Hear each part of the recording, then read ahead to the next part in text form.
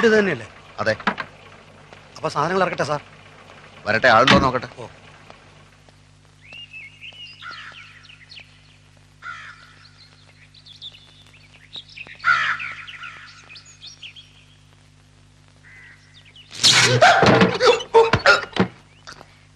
ആരാ? ഓ, shock അടിച്ചതായിരിക്കും. Switch കേടാ. Switch കേടാണെങ്കിൽ മാറ്റാത്തത് മനഃപൂർവ്വം മാറ്റാത്തതാ. അതെന്ത്? അതങ്ങനെ. പിന്നെ തഹസിൽദാരെ കാണാനാണെങ്കിൽ ആഫീസ് ചെല്ലണം. ഞാൻ പുതിയ തഹസിൽദാരാ. പേര് രാമകൃഷ്ണൻ. പ്രിയദർശിനി അമ്മ തഹസിൽദാർ വീട് ഒഴിഞ്ഞില്ലേ? ഞാൻ പെട്ടി സാധനങ്ങളൊക്കെ ആയിട്ടാണ് വന്നിരിക്കുന്നത്.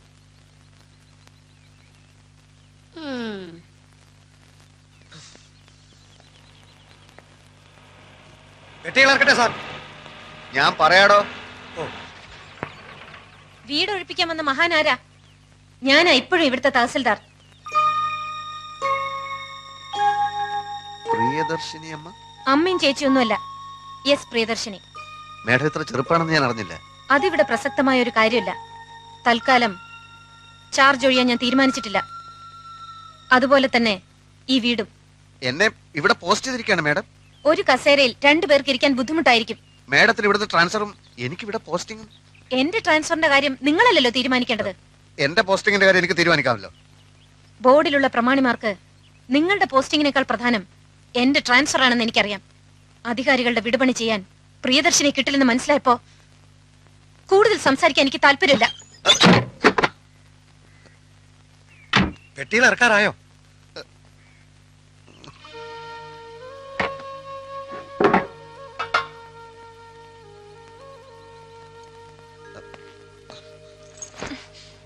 ഒരേ ഡിപ്പാർട്ട്മെന്റിൽ ജോലി ചെയ്യുന്ന ഒരു സഹജീവിയാണ് ഞാനെന്നുള്ള പരിഗണന വേണ്ട. ഞാനൊരു മനുഷ്യജീവിയല്ലേ. എനിക്ക് പറയാനുള്ളത് മുഴുവൻ പറഞ്ഞു തീരും മുമ്പ് മുഖത്തടിച്ചതുപോലെ വാതിൽ കൊട്ടിയടച്ചത് ധിക്കാരമാണ്. ഇവിടെ റവന്യൂ ബോർഡുണ്ട്, ഈ ഡിസ്ട്രിക്റ്റിൽ ഒരു കളക്ടറുണ്ട്, സംസ്ഥാനത്ത് വകുപ്പ് മന്ത്രിയുണ്ട്, ഭരണകൂടമുണ്ട്. കേവലം ഒരു തഹസിൽദാരായ നിങ്ങൾ എന്നെ പേടിപ്പിക്കാൻ നോക്കുകയാണ്. ഞാൻ ടാക്സി പിടിച്ച് പെട്ടി സാധനങ്ങളുമായിട്ടാണ് വന്നിരിക്കുന്നത്. 1/2 മണിക്കൂർ സമയം തരുന്നു. അതിനു മുമ്പ് വീട് ഒഴിഞ്ഞില്ലെങ്കിൽ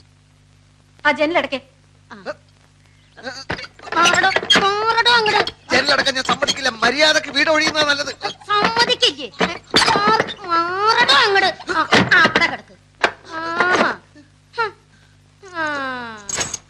പെണ്ണുമ്പിള്ളേ, എന്റെ ദേഷ്യം കൂടും തോറും നിങ്ങൾക്ക് ഉണ്ടാവാൻ പോകുന്ന ഭവിഷ്യത്തിന്റെ ആക്കം കൂടുകയുള്ളൂ എന്ന് മനസ്സിലാക്കുന്നത് നന്നായി.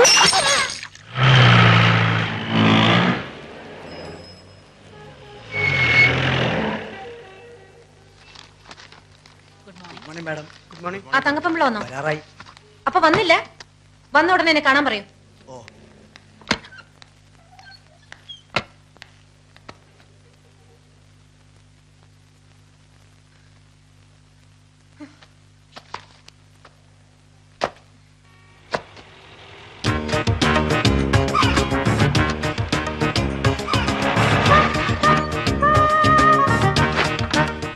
പെട്ടിയും സാധനങ്ങൾ ഇറക്കട്ടെ സാർ?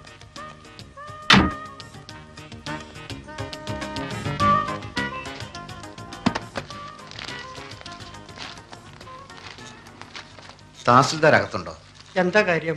കാര്യം, ഞാൻ കണ്ണപുരത്ത് ഡെപ്യൂട്ടി തഹസിൽദാരായിരുന്നു. ഇപ്പൊ ഇങ്ങോട്ട് ട്രാൻസ്ഫർ ആയി തഹസിൽദാരായിട്ട്. സാർ ഇരിക്കും. ഇരിക്കണമെന്നില്ല, ഞാൻ മേഡത്തിനെ ഒന്ന് കാണട്ടെ. ആളെത്തിയല്ലോ അല്ലേ? സാർ, അതാണ് മുറി.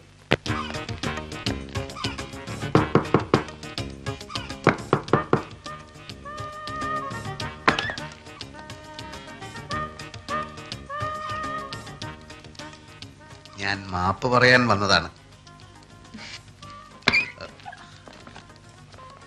ഞാനങ്ങനെ ക്ഷോഭിച്ച് സംസാരിക്കാൻ പാടില്ലായിരുന്നു, പ്രത്യേകിച്ചും ഒരു സ്ത്രീയോട്. ഞാൻ കാരണം ഒരു ഗ്ലാസും പൊട്ടി. ഗ്ലാസ് ഞാൻ വാങ്ങിച്ചു തന്നേക്കാം. എവിടാ നാട്? നാട് ഇന്ത്യ. അയ്യോ മേഡം ഭയങ്കര തമാശക്കാരിയാണല്ലോ. ഇത്രയും ഞാൻ പ്രതീക്ഷിച്ചില്ല. പുറത്തു പോണം, ഞാൻ ഡ്യൂട്ടിയിലാണ്. ഇന്ററപ്റ്റ് ചെയ്യാൻ ഒരാളെ ഞാൻ സമ്മതിക്കാറില്ല. മേഡം എന്നോട് ഇത്തിരി ദയവ് കാട്ടണം. എന്റെ 2 പെങ്ങന്മാർക്ക് ഇവിടുത്തെ കോളേജിൽ അഡ്മിഷൻ പറഞ്ഞു വെച്ചിരിക്കുക. വീട്ടു സാധനങ്ങളൊക്കെ പാക്ക് ചെയ്ത് അമ്മ നാട്ടിൽ കാത്തിരിക്കുക. തഹസിൽദാരായി പ്രൊമോഷനായിട്ട് എന്റെ ആദ്യത്തെ പോസ്റ്റിംഗ് ആണിത്. മേഡം നല്ല മനസ്സ് വിചാരിച്ച് എനിക്ക് ചാർജ് ഒഴിഞ്ഞു തന്നില്ലെങ്കിൽ എന്റെ കാര്യം. ഇയാൾക്ക് കോമൺ സെൻസ് ഇല്ലേ? കാര്യം പറഞ്ഞ മനസ്സിലാവില്ലേ? പുറത്തു പോവാൻ. മേഡം ഞാൻ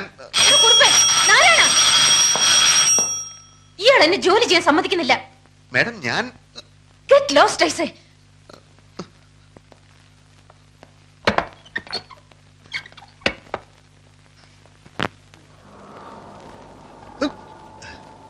പെട്ടിയും സാധനങ്ങളൊക്കെ ഇറക്കട്ടെ സാർ. ഇയാൾ പെട്ടിയ സാധനങ്ങളൊക്കെ തീയിലിട്ട് ചുടറോ?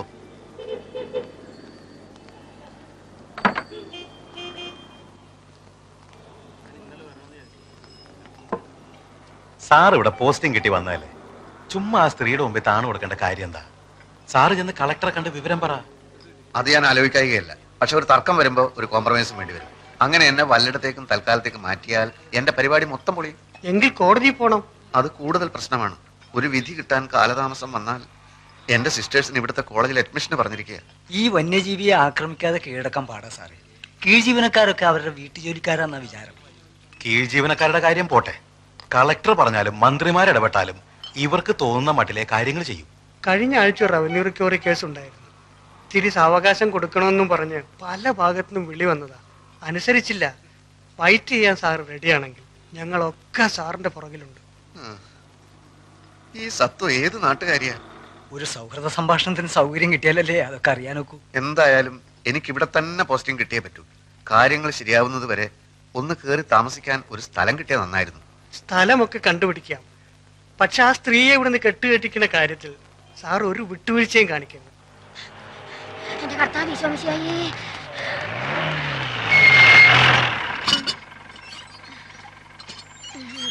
ഒരു കാര്യം തന്നെ പലതവണ പറയണോ? എങ്കിൽ പറയാം. ഞാൻ ഓഫീസിൽ നിന്ന് വരുമ്പോ സാധനങ്ങൾ വാങ്ങിച്ച് ഗേറ്റിൽ കാത്തു നിൽക്കണം. മനസ്സിലായോ?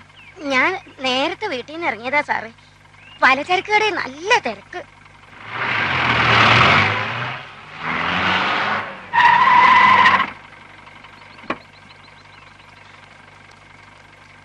കാലത്ത് 8:30.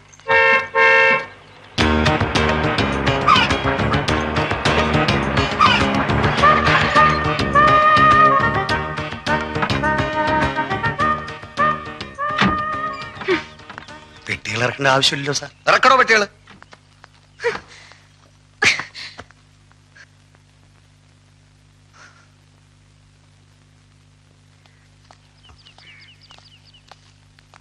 അപ്പൊ ഇറങ്ങുന്നില്ലേ? അത് വേണ്ട സാർ. ഈ വീട് സംഘടിപ്പിച്ചതിന് പുറകിൽ ഞങ്ങളാണെന്നുള്ളത് അടുത്ത വീട്ടിലെ വന്യജീവി അറിയണ്ട. എങ്കിൽ ഞങ്ങൾ പോയിക്കോട്ടെ. കാണാം. പറ്റുമെങ്കിൽ രാത്രിയിൽ വരാം. ഓ കാണാം. ഞാൻ ഈ കാറിൽ വീട്ടിലിറങ്ങാം. ഫോൺ നമ്പർ തന്നല്ലോ. ആ. എന്ത് ആവശ്യം ഉണ്ടെങ്കിൽ വിളിച്ചാൽ മതി. എനിക്ക് ഒരേ ഒരു ആവശ്യമേ ഉള്ളൂ. എത്രയും പെട്ടെന്ന് ചാർജ് എടുക്കുക.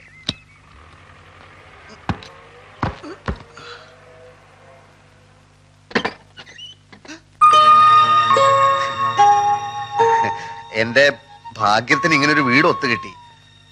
മാഡത്തിന് എപ്പോഴെങ്കിലും ആ വീട് ഒഴിയാൻ തോന്നിയാൽ ഇവിടെ ആവുമ്പോ എനിക്ക് എന്റെ പെട്ടി സാധനങ്ങൾ എടുത്ത് എളുപ്പത്തിൽ അങ്ങോട്ട് കയറാമല്ലോ. ആ, അത് നേരാ.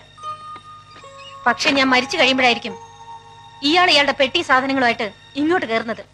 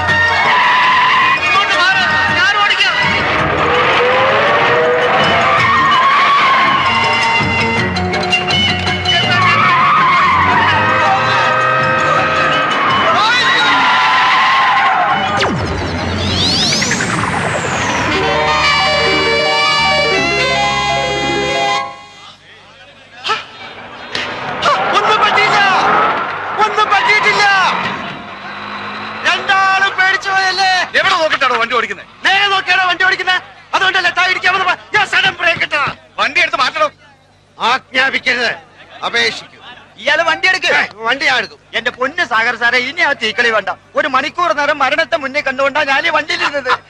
മരണം രംഗബോധമില്ലാത്തൊരു കോമാളിയാണ്. ആഗ്രഹിച്ചിരിക്കുമ്പോൾ അവൻ വരില്ല, പ്രതീക്ഷിച്ചിരിക്കുമ്പോൾ അവൻ വരില്ല.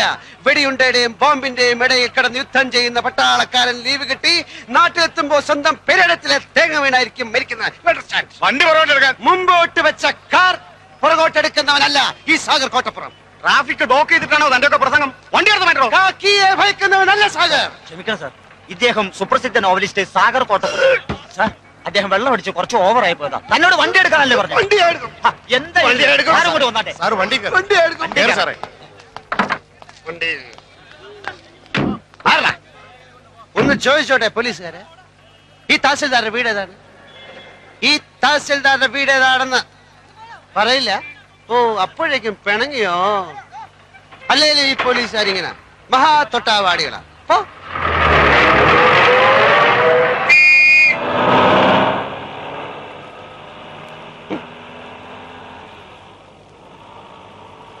ഡ്രൈവറെ, തഹസിൽദാരുടെ വീട് അന്വേഷിച്ചു. ചോദിച്ചു പോവാ.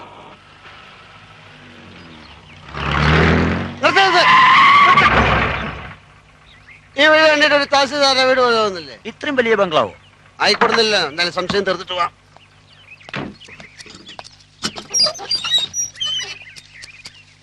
തഹസിൽദാരുടെ വീട് ഇതാണോ? തോട്ടക്കാരാ. തന്നോട് ഗേറ്റ് തള്ളി തുറക്കാൻ ആരാ പറഞ്ഞേ? തഹസിൽദാർ രാമകൃഷ്ണന്റെ വീടാണോ അല്ലയോ എന്നാണ് ചോദിച്ചത്. മുഖത്ത് കണ്ടില്ലേ?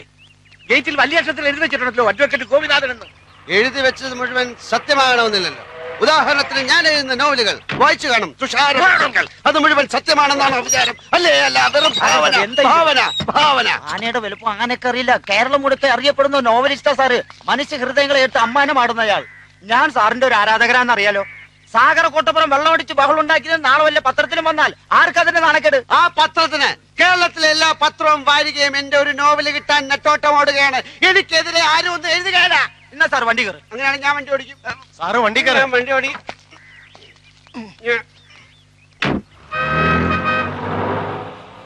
സാർ എത്ര നാള് കാണും ഈ തഹസിൽദാരുടെ കൂടെ? 30 ആഴ്ചക്കുള്ള ഒരു തുടരൻ ഉടൻ വേണം. ഒരു സർവീസ് സ്റ്റോറിയാ ഉദ്ദേശിക്കുന്നത്. ഒരു സർക്കാർ ഓഫീസിലെ അഴിമതി, കുതികാൽ വെട്ട്, പ്രേമം, ഗർഭം, അതൊക്കെയാ വിഷയം. അപ്പൊ സർക്കാർ ഓഫീസിലെ രീതികൾ, ദൈനംദിന ജോലികൾ, മറ്റ് വിശദാംശങ്ങൾ, രാമകൃഷ്ണനുമായ ഒരു ചർച്ച. അതിപ്പോ എത്ര ദിവസം എടുക്കുന്നൊന്നും പറയാൻ മേല. ഈ രാമകൃഷ്ണനെ തഹസിൽദാരായി ഇങ്ങോട്ട് സ്ഥലം മാറ്റം വാങ്ങിച്ചു കൊടുത്ത ഞാനാ. നല്ലവനാ, പക്ഷെ ഒരു കുഴപ്പമുള്ളൂ, 3 പെഗ് കൂടുതൽ അടിക്കുകയല്ല. ഞങ്ങള് രാമവർമ്മ ക്ലബിലെ ചീട്ടുകളി ഫ്രണ്ട്സാ. സാറ് ചീട്ടും കളിക്കൂ? ആ, കാശ് വെച്ചേ കളിക്കൂ. സാറിന്റെ നായകന്മാരൊക്കെ എന്തുമാത്രം സൽഗുണ സമ്പന്നന്മാരാ. ആ നായകന്മാരുടെ സൃഷ്ടാവ് ഇങ്ങനെയുള്ള ആളാണെന്ന് ആരാധകർ അറിഞ്ഞ ഒരു തേങ്ങയിലടോ. എടോ, താനടക്കമുള്ള എന്റെ എല്ലാ ആരാധകന്മാരും വെറും കിഴങ്ങന്മാരാ. എന്താണോ എന്റെ നോവലുള്ളത്?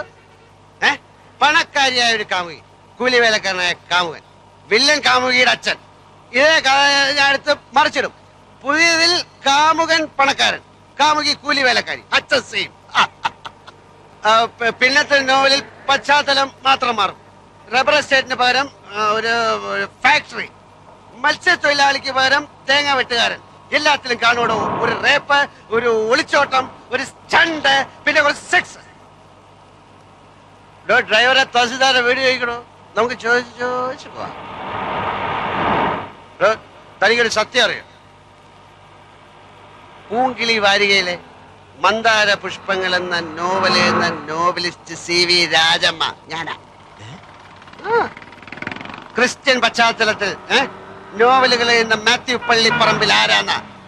അതും ഞാൻ തന്നെ. അങ്ങനെ എത്രയോ പേരുകളിൽ ഞാൻ എഴുതിക്കൊണ്ടേയിരിക്കും. ആരാധകന്മാര്, പുണ്ണാക്കന്മാര്. എടോ, ഞാനാകുന്ന നോവലിസ്റ്റ് CV രാജമ്മയ്ക്ക് ഒരു ദിവസം വരുന്ന പ്രേമലേഖനങ്ങളുടെ എണ്ണം 200 കൂടുതലാ. അറിയാം? എടോ, ഒരു അന്തവും കുന്തമില്ല താനിത് എങ്ങോട്ടാ ഓടിക്കുന്നത്? എടോ ഡ്രൈവറെ, തഹസിൽദാരുടെ വീട് ചോദിക്കണോ? നമുക്ക് ചോദിച്ചു പോവാം. ചോദിച്ചു പോവാം. ചോദിച്ച്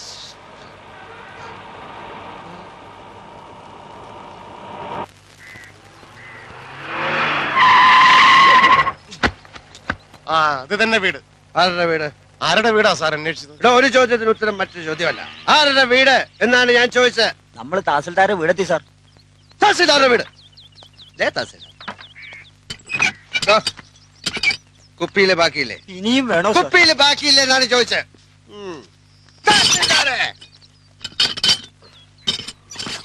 എടാ തഹസിൽദാരെ സാർ, ഗെറ്റ് ഔട്ട്. ഞാനും തഹസിൽദാരുമായിട്ടുള്ള ബന്ധം എനിക്ക് അറിഞ്ഞൂടാ. അപ്പൊ ഞാനിനി എന്ത് ചെയ്യണം സാർ?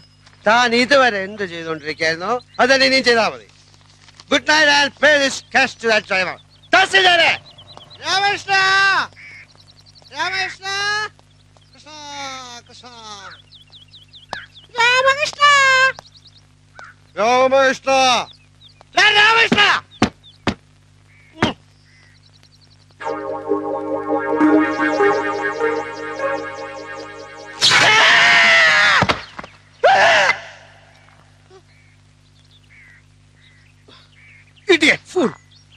തഹസിൽദാരാണ് അത്ര തഹസിൽദാർ.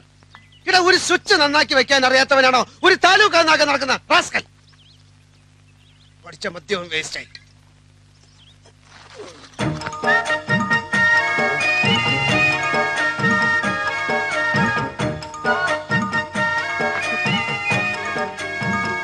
രാമകൃഷ്ണ, ഫ്രിഡ്ജൊക്കെ ഉണ്ടോ? അപ്പൊ സോഡ കാണും. ഇതിനകത്തേക്ക് ഞാൻ എങ്ങനെയാണ് കിടക്കുന്നത്?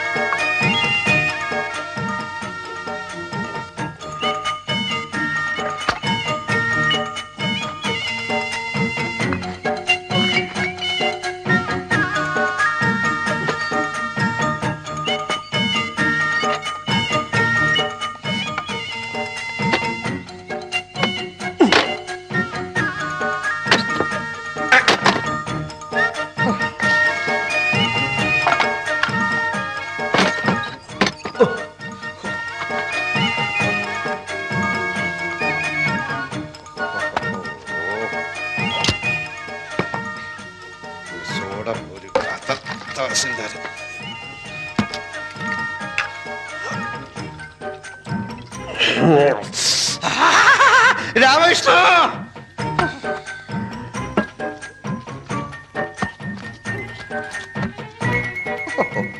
ഇവൻ ഫുൾ സെറ്റപ്പിലാണല്ലോ.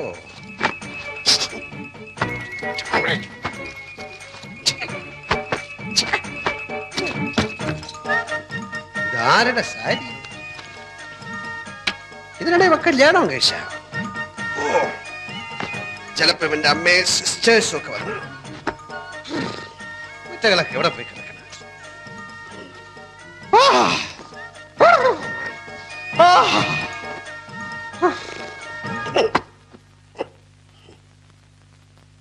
ഒരു മുണ്ടു കിട്ടാൻ വഴി. നഗ്നത.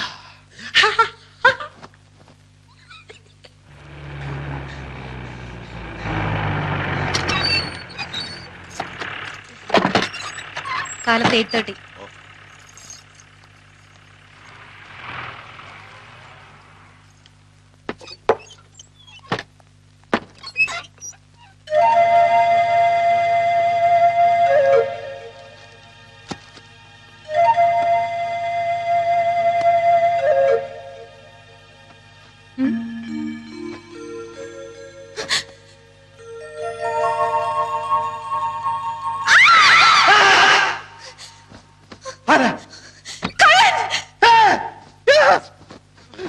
ഇതെവിടെ?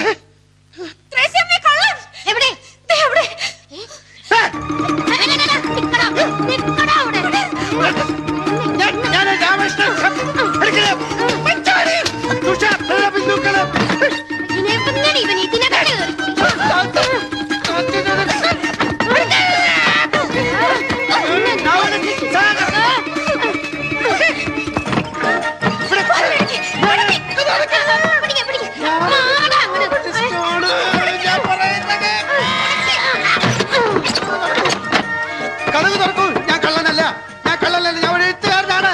കഥക് തുറക്കൂ. കഥക് തുറക്കൂ. ഞാനൊരു എഴുത്തുകാരനാണ്. ഹലോ, കഥക് തുറക്കൂ.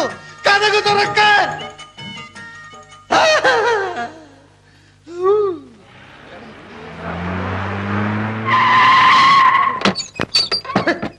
ഞാൻ കള്ളനല്ല, ഞാൻ പ്രസിദ്ധ നോവലിസ്റ്റാണ്. ഞാൻ പ്രസിദ്ധ നോവലിസ്റ്റാണെന്ന്.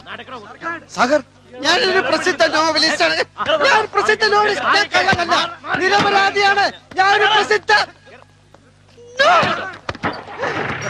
സാഗർ, പോലീസേ, ഞാൻ കള്ളനല്ല, ഞാൻ കള്ളനല്ല പോലീസേ.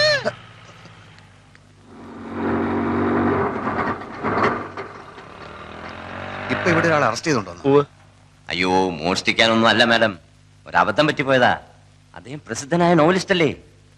യെസ് യെസ്, അത് വേണ്ട വിധത്തിൽ ഞാൻ കൈകാര്യം ചെയ്തോളാം.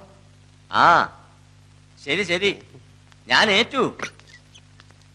സാഗർ, താനേതിപ്പം പാതാളത്തിൽ പോയി കിടക്കായിരുന്നോ? താനല്ലേ ഇവിടുത്തെ തഹസിൽദാർ? എന്തുണ്ടാവാൻ? പോലീസുകാരെടുത്ത് നന്നായി പെരുമാറി ഭാഗ്യത്തിന് ഇവിടുത്തെ SI ഒരു ബോർണ, എന്റെ നോവലുകളുടെ ആരാധകൻ. തനിതുവരെയും തഹസിൽദാരായില്ലേ? അതൊക്കെ പറഞ്ഞാൽ ഒത്തിരി ഉണ്ട്. ആ വീട്ടിൽ എന്താ സംഭവിച്ചത്? ഒരു കിഴങ്ങെ തന്റെ വീടാണെന്ന് കരുതി പുറവേശിച്ച വാതിലിന്റെ ഓടാമ്പൽ ഇളക്കി ഞാൻ അകത്ത് കയറി മൂക്കറ്റം വെള്ളം അടിച്ചോണ്ട് ഈ മാക്സി കൊടുത്തോണ്ട് അവളുടെ കട്ടിൽ കിടന്ന് ഉറങ്ങിപ്പോയി. സോറി, അയ്യോ പറ്റിപ്പോയി. സാഗർ സാറേ, അപ്പോഴേ സാഗർ സാറേ, താൽഷീദാർ വിടുന്ന ലക്ഷണമില്ല. കേസാക്കണമെന്നാ പറയുന്നത്. ഞാൻ പുതിയ തഹസിൽദാരുടെ ഫ്രണ്ടാണെന്ന് പറഞ്ഞില്ലേ? അതാ കൂടുതൽ കുഴപ്പമായത്. ആ റാസ്കളുടെ ഫ്രണ്ട് ആണെങ്കിൽ മനഃപൂർവ്വം വീട്ടിൽ അതിക്രമിച്ച് കിടന്നായിരിക്കും അത്രേ. റാസ്കൽ എന്ന് പറഞ്ഞോ? പറയും. ഒരു തഹസിൽദാര് വേറൊരു തഹസിൽദാര് റാസ്കൽ എന്ന് വിളിക്കുക? എന്റെ സാഗറെ, ആ പെണ്ണും പിള്ളേ എനിക്ക് ചാർജ് തരാതെ ഉടക്കി നിൽക്കുക. അപ്പോ സാറാണോ ഈ പറഞ്ഞ? അതെ, ആ റാസ്കൽ ഞാൻ തന്നെ. സോറി സർ, ഇരിക്കണം. ഞാൻ ചാർജ് ഇല്ലാത്ത തഹസിൽദാരല്ലേ, ഇരിക്കുന്നില്ല. അപ്പൊ സാഗറിന്റെ കാര്യം എങ്ങനെയാ? അതാ ഞാനും ആലോചിക്കുന്നത്. സാഗർ സാറിന്റെ മിക്ക നോവലുകളും ആർത്തിയോടെ വായിച്ചിട്ടുള്ളവനാ ഞാൻ. അകലും തോറും അടുക്കുന്നവൾ എന്ന നോവലുണ്ടല്ലോ, അതിലെ ഓരോ സംഭവം ഇപ്പോഴും മനസ്സിൽ മായാൻ കിടക്കുക. സാറിന്റെ പുതിയ നോവലുകൾ ഏതൊക്കെയാ? പുതിയത് കുറെ അല്ലാതെ കേസിന്റെ കാര്യം എങ്ങനെയാ? ഞാൻ വല്ലാത്ത ധർമ്മസങ്കടത്തിലാണ്. വീടിന് മുമ്പിൽ ആരെങ്കിലും സൈക്കിൾ ബെല്ലടിച്ചാൽ കേസാക്കുന്ന വട്ടുപിടിച്ച സ്ത്രീയാവൻ. എന്തായാലും FIR ഞാൻ എഴുതുന്നില്ല.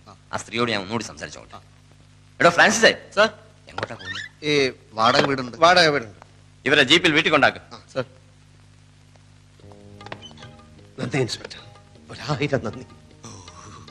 എനിക്കിപ്പോ ഓർമ്മ വരുന്നത് ഉല്ലാസത്തേന്മഴയിലെ റോബർട്ട് പ്രിൻസിയോട് പറയുന്ന ഡയലോഗാ. നന്ദി പ്രിൻസി, 1000 നന്ദി. താങ്കളെ കണ്ടതൊരു മഹാഭാഗ്യമായി ഞാൻ കരുതുന്നു. വീണ്ടും കാണാം, വീണ്ടും വീണ്ടും.